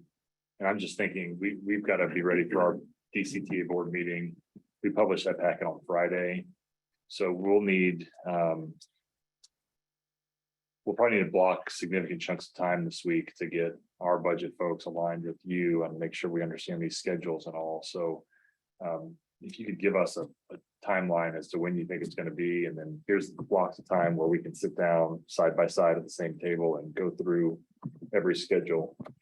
That'd be really good, because that would at least let the DCTA board get a visibility and a public hearing on the budget. And then the adoption by this board would be happen the day before the DCTA board meeting, I guess. Is the next board meeting for NTMC September 21st? Is that what we have on the calendar, or do we have a September 8th meeting on the calendar? I thought we had a December 8th meeting. Or September 8th? We might September 8th, sorry, December, yeah. We have not had one in December. We talked about September 21st at the last meeting. Right. The day I got back. Yeah, but then I thought there was also September 8th, but maybe that was not. No, I just must have that wrong on my calendar. I had it and took it off. Okay, that's what it was. I didn't take it off because I had both of them. So that's why we talked about it and then we I didn't take it off. I got the 21st down. Okay. I had both of them, 21st and that, I just didn't take the 8th off. Okay. So that means that there will be no time to, if this board wants to make any revisions to the budget, there is no time to do that. 21st. Between the 21st and the 22nd, right? Because I'm trying to remember back to the conversation we had about getting this board the opportunity to approve a budget or to give a nod to a budget before it goes forward. But I guess what I'm hearing is, as long as it shakes out at 130 to 140,000 less, then this board would be agreeable to something like that. What are thoughts? With I think maybe this is just some clarity going. When we say we're approving a budget, what number are we approving? Is it this personnel line? Or is there more of a budget presentation that you're going to give? No, this is it. So that it's just what we're currently at and then what our savings will be going into January. So when we look at this, your net position report from earlier, you have the other lines like services and charges, materials and supplies, insurance, employee development. Is that not in the budget that we would approve? That's FY 22 Correct. Yeah. there. So those are estimations. Because we had to estimate for August and September. So that is all inclusive in 22. Right, that's great. I understand that. That's helpful. But it's not included in this chart of salaries and benefits. Correct. So if we say we're approving the budget, what is the number that we're approving?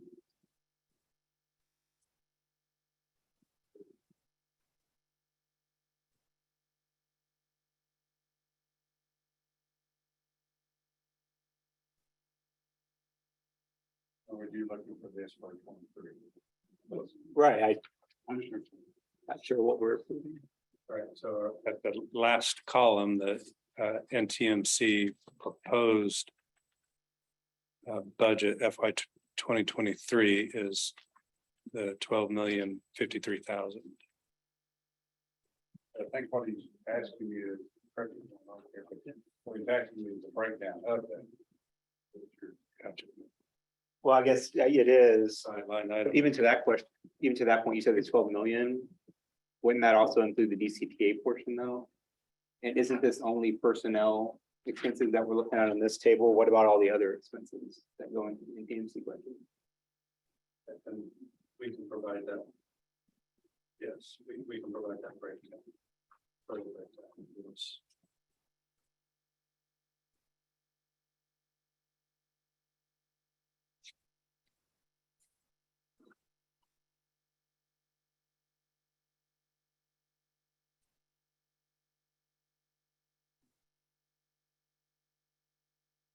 One, here, I think where we'd like to see before we have a proposal is kind of a combination. What you're saying is that you want to see just what the NTMC side of it is, cost of it is, with a breakout of that cost. A breakdown of just like. Correct. Yeah. For the square foot. Yeah, for 2020 for the proposed budget. Cool. Yeah. Right. Yep. You know what I'm saying? Right, and some of this is from a city perspective, if you adopt, say, I'm gonna propose, if the total budget is 1.4 billion, that you have a number, and I just don't feel like we have that. Right, right. Yeah. Should have, So what I think what Maurice is saying is tomorrow he'll have his breakdown of schedules to DCTA so that we can go through all that detail. And then, but from a board perspective, this board won't see that. In the DCTA board is going to see some part of that at the next board meeting on August the 25th. This board will see it on September 21st or whenever the next NTMC board meeting is before the DCTA board on September 22nd.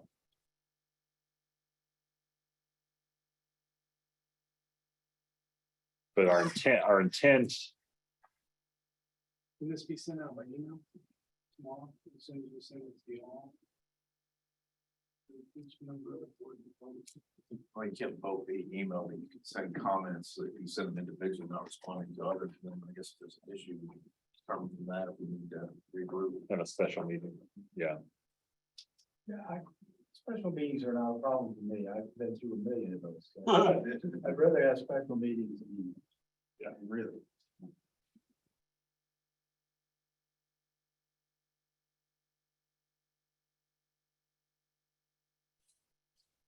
I think that's gotta be what. Now that I even know where this is, it's made it a lot easier. Yeah, the building, you mean? Yeah. And I have one other thought. As we're looking here at the budget we're approving, there are obviously a number of expenses that impact our obligations that DCTA is paying for, Mhm. like fuel Like fuel, yeah, and maintenance and Maintenance. parts and all that stuff, yeah. and administrative. It would be, is there any way for us to, doesn't have to be for so much for budget purposes, to get a sense for what the, all those other services that DCTA provides us to us, because tell you what my thought process is. If we're collecting 7,000 a month and our budget is 500,000 a month, Mhm. there's a pretty big delta there. And it's more than 500, it's 550, 600, when you dogpile all these other expenses, so. Gets my thinking back to, I know they said the fare increase, but. And I like what DCAT is doing and what y'all are doing. This is some of the best stuff I've seen on my time on the board, so I want to compliment. Everybody for the wonderful job they've done on this, because it makes us think about. Right. At some point, you call cap rope, and that's why we got rid of some of the routes. And we're just looking at a different way to deliver that same service goes on. So it looks like we're having some positive with that. But we're kind of masking our true cost when DCTA pays it all. Mhm. Or not all, but it's substantial, number. And I just thought that might be very educational for us as a board. We're gonna make recommendations and approve budgets, the same thing for DCTA. Yeah. I'm surprised to learn, I don't know why I never noticed this before, but our budget is gonna be 6,600,000 and DCTA is 5,300,000. I mean, we cost more than the train service. And of course, now they have Go Zone in there. And I would have thought we were kind of flea on Teledog and they were the big dog, but. I think we actually have more riders than the train. I think he's right. Easy. Seriously, I do too. Yeah, that's It's pretty easy. We're working on that as well. Oh, I can give you a briefing on the train next board meeting if you want. No. All the things we're doing to Not make saying that. anybody saw this, was taking the fact. I understand. Actually, the bus service does provide more service for people than the train. Not provide, more people use it, that's what I'll say. than they do the train.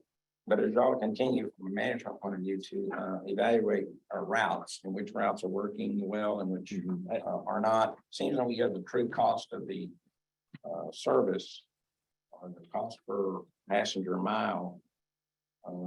That would be very helpful. So, I mean, like this chart where y'all did break down by the hour, who's riding, how many people riding every hour? I mean, that is fantastic information. I can, if the board would like, John, as you put together the agenda for the next meeting, if you'd like to have a briefing on the DCTA budget, I'm happy to walk through that. But I will tell you that, and we may be getting off topic here, we have some parsing in 2023 to do on our accounting on the DCTA side. Because bus operation, the budget for bus operations inside of DCTA also includes things like Go Zone and mobility services and other stuff like that too. So we've got cleanup to do, but be happy to walk through that. I don't know that we actually, we as a board, our job description is not to oversee the DCTA budget. So I don't know that we need to see an overview of their budget. What I think might be helpful though, because we've always been told the reason for DCTA paying for the fuel, the parts, all the stuff that they do is because of the cost savings they get between the two entity sharing, is what we've been told since I was day one. And that was same thing with personnel. There's some personnel that we were able to accumulate some cost sharing. I think it might be helpful to have it though, just an explanation as to what he's saying to me. Exactly, what is DCJ paying for? What is their budget there? What is that? For the bus service only, just for the bus service. What are they paying for and what are we paying for in our exact dollars of what we're paying for? To me, that would be better than see what DCJ's budget is, because I don't have any control. It's none of my business. Well, it's Yeah, it's taxpayer, but Understood. it's not our, maybe it's not the job we've been given to do. So I think it would be helpful us in determining the budget. Our budget, though, is seeing what actually is being paid for by DCTA, what is being paid for by us, and cost breakdown is both. What y'all think? Yeah, that makes a lot of sense. Yeah, I agree that getting those costs only to show bus service would be very helpful. How quick do you think we could get that information? I think we're gonna work on that over the next couple of days and see what we can get together for early next week. What information are you talking about, Mr. Chair? Well, the information basically, what's the CPA paying for, out of this budget here that we've given, projected budgets and we've got. But what did that cost DCJ? What are they paying for out of their side of it? And our 6 million, what are we paying for exactly? How does that work? In the chart that you were talking about that the city provides you tomorrow. We can get that information, then I think we could. I hear what you're saying about email, but we could have that sent out as an individual email. Sure, you get an email from from NTMC, please do not hit respond all. Because that violates the Open Records Act, and we are a governmental agency, we cannot do that. So if you want to reply, you reply, but reply only to the sender, not reply all that. But you can send that out to us, people can reply with their comments. If there's no major concerns, I don't know that we need to have something, but if there's some things we need to go over, and I think we can go ahead and set up a contingent meeting day. What do y'all? Sure, I would not be, I don't want to sign up today to provide a DCTA budget breakdown by email. I think it's a conversation we can have. No, I don't. Because we need we need to get, we want to get the service adjusted budget. And then we can, so that we can get through our next board meeting a week from. Well, maybe I misunderstand. This, that's on this budget here where it says DCTA portion, don't you already have that calculated? I do, but. Yeah, we do, That's all I'm saying, just break that out. right, but it's also intertwined with all the other things that are in bus Oh, it's not operations. separated It's out. not very clean at all. Oh, So boy. we're working on that in 23, Oh, I'm but sorry. we got to get ready for this board meeting from Thursday. I thought it was separate. I didn't know. So Yeah, it's all. DCTA bus operations includes a lot of things that are not bus, like GOZO, the budget. I understand what you're saying. And because what caught my eye is that, remember how I said our budget is going up 1.1%? Mhm. Under this proposal, ECTA is going up 5.5%. Mhm. So why would theirs go up so much more than ours, 4 times? almost Fuel, 5 times? fuel also falls into the DCTA column. So probably we've got to be 90% of the fuel, don't you think? I'm just choosing a number. The point is, we're a very large part of the fuel. Mhm. So really, our cost of operations is really more than 6 million. And so that's what got me thinking about what is our true cost of operation? And then that would help y'all. And again, I compliment you on the wonderful job you're doing here with these numbers. It's fantastic. All that's the best I've seen. And same thing over here. Maurice, great job. But it'll help us continue to move forward on making the right decision. So what if we don't worry about the DCTA portion of it? Because as we said, that's a totally different thing we to break down. Mhm. But we just do the NTMC portion of it, break it down. This is what you're saying you can get to him by tomorrow? Total breakdown of this, of our proposed 2023 budget? We should have that already, so we can get that together and get that out, yes. Okay. Would that be okay if we do that? You email us that out individual or mail it out, but don't we file, but if you have comments to it, you're okay with it, go ahead and make a comment back. If you're okay with it, or if you see something, or if you have something you need city to city back. If we get comments now, we'll go ahead and set a meeting now. If we get comments for it, we'll come back and meet together, go over that. Let staff, when we get the comments, let staff pull together an agenda with the comments that have been suggested and with the proposed revisions of it for that meeting, so we'll have something there in front of us to see. I'm not saying that very well. Council, you have something? I was gonna say, if you've got questions, Maurice, if you get questions back from one of them, if it's something that maybe you could just, pick up the phone and have a conversation about it, and it takes care of that concern, we should be fine individually. Is everybody okay with it? And then if there's several things or something major that Maurice can't justify to us, we could go ahead and set a meeting now. And if we don't, have to have it call it off for a point. Do you want to go ahead and just pick a date, just so we know what kind of deadline we're up against? So we can get- Is that okay with everybody or everybody want something different?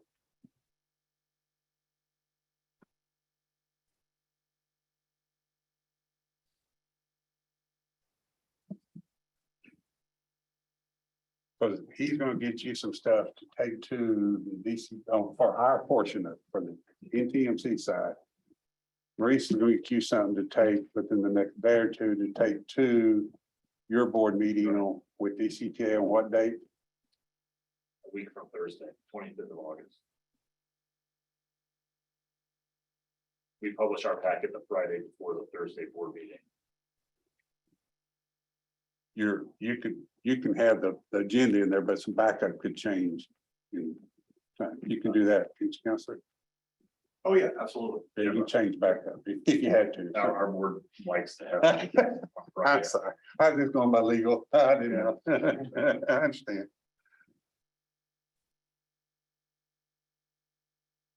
Paul, when do you recommend that other day for us being? Hang on just a second, I'm getting a text from another board member. Must be watching.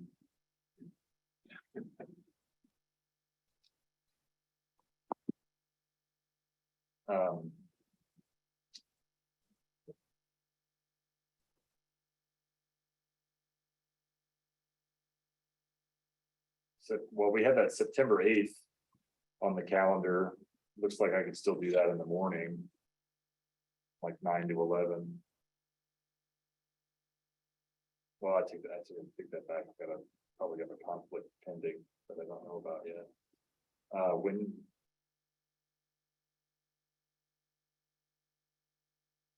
Well, when are you going to present our recommendation to the DCTA, our budget recommendation to the DCTA? We have a public hearing on the DCTA budget on Thursday, August the 25th. And so we have to have that information in that discussion item. So we need to meet before that if we're gonna. When's the public hearing, the 25th? What's that? 25th? Is your public hearing? Board, yeah, the board meeting, public hearings, the 25th. You want some tentative date then for next week? This one, well, But you gotta have it published by the 19th. Published on the 19th, yeah. Which is Friday. Well, I will be gone the 23rd for 9 days. I will be out of state.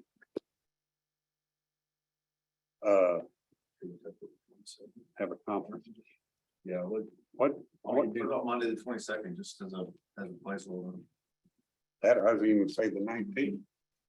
Well, he can put it on his agenda, but the information can change, Well, and right? He can put the item on the agenda in the. Supporting documents Supporting behind it. documents change. they can. Yeah, legally they can. All we worry about is the agenda. Right. Your board wants. You know, they like to get, it's better for everybody if we get them the numbers they're looking for in advance. I could make Friday morning. This one right there. I can't do Fridays. I mean, here's my thinking, is that what Maureen's saying is directionally, you're gonna get to 100, this board is gonna see a budget that's $130,000 to $140,000 less than it was when you saw it the first time, which I don't remember what that number is. But the main idea is that this service change is reducing costs. And the order of magnitude of that cost reduction is $130,000 to $140,000. The only way that I see this going awry is if, once you actually do the details, you see that it's zero or it's a cost add, then what you've said to this board is different than what comes out on paper, which wouldn't be an intentional thing, I understand, but that's the only reason that because everything that goes into that number is backup and details that this board could be informed of at a later date. Hey, great idea. Great idea. You just have the great idea. Okay. Don't you think? Yeah. Does that make sense? The big Because we picture can is, beat this till it's dead, right, okay? Or we can Yeah. carry it through and hope that everything is okay. And we trust who's doing it, so therefore we Right. should be okay, right? yeah, and we could still propose alternative dates for something between Friday and then September 21st, if this board wanted to come back and look at it before they had to approve it. But to try to cram another board meeting in before the DCTA board meeting is can be really difficult, because we got a lot of hoops to jump through. The bus, with all due, I love buses, but it's not the only thing we got going on for the DCTA board meeting, so. And not to mention the fact that we have people that have to crunch all the numbers once we get them, so. I'd rather have right numbers than constants. Agree. Speak. Was everybody okay with that, or? Do you still see what has? No, I'm good with the approach. I don't imagine there's gonna be big changes. I think we understand. I think it's good that we understand the range. I'm still kind of stuck on what number we're actually recommending right now, but I have faith that it's in line with everything. How about this, if we do that, we go with what you just stated, we go ahead and live within that range. And you send, once you send the stuff that you're gonna get from Paul tomorrow, you send that out to all the board also. And that would should help define some of your concerns there. We don't have to meet on it, but you'll have that information if you've got. Yes, that makes sense. If you've got concern on it, you can actually just call. Sure. Yeah. And if we agree it looks okay, who do we contact? You or him? Whoever sent us the email. Whoever sent us the email. Fine. Which would be. I think you were. I am a board. Okay, that's fine. I'm new, so I don't know who. Yeah, I am a board member like you in this forum. yeah, Mr. Crow will be the one that needs it. Okay. One of us would need to. But if there's, and even if you have something, I mean, you can call Letty, but I don't know that we're gonna be able to do anything, like you say, before maybe the 21st. Right. Because I don't know that we're gonna be able to do another meeting. for that. Okay. So is everybody okay with that? The other things on that, so we're setting them, well, we'll be back, we got something else to do. All right. So. Are we okay to move forward now? Rest of the agenda. I have it here.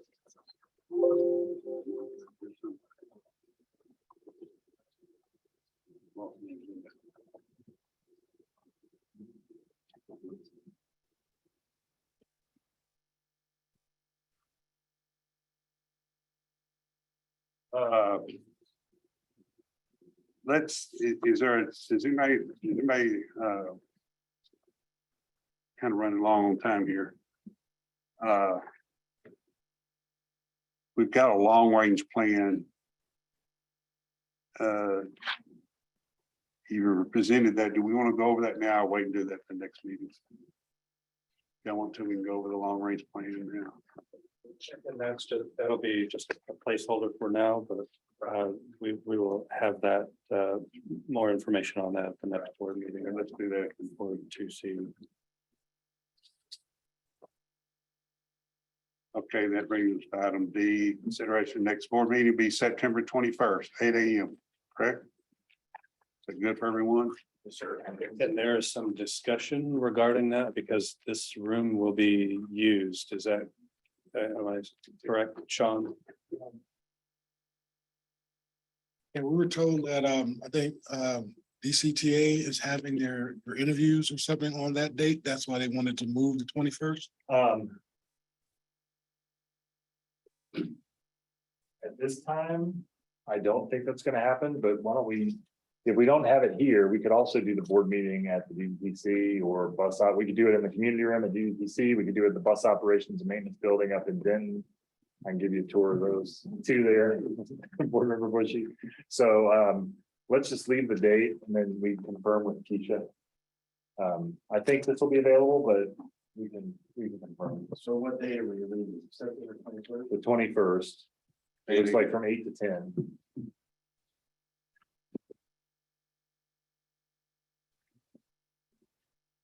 Okay, we good with that? Yes, sir. Okay, let's move on down to our highlight of our board meeting. I always think it is, it's a presentation of the NTMC staff spotlight, James Salzman. Earl? Yes, I've had the pleasure since being here, working with James, and we really have a fantastic fleet manager in James.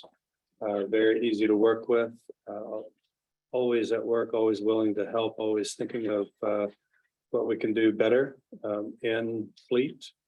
And from the maintenance side, obviously, we have our parts coordinator resigned some time ago, and he has taken on those duties. So James has been very beneficial to NTMC and works well with his team and his department. And we really appreciate James and having him on the team at NTMC.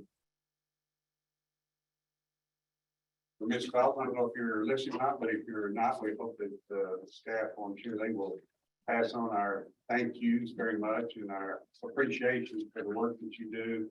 Want to understand your fellow coworkers, your team members, appreciate you and hold you to a high esteem because they seem to say you're always there leading people and taking care of other people and making sure that their job's done as well as yours. So we appreciate your service to our association, and we appreciate your service to the community.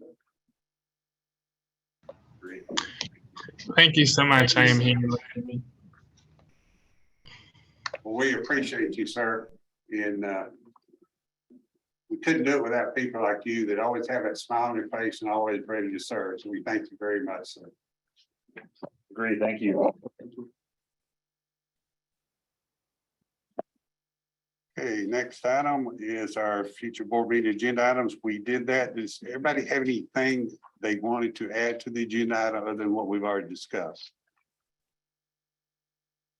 Okay. Entertain a motion to adjourn. I move to adjourn. Have a motion and a second. All in favor, say aye. Aye. Opposed, motion carries. Thank you, everyone.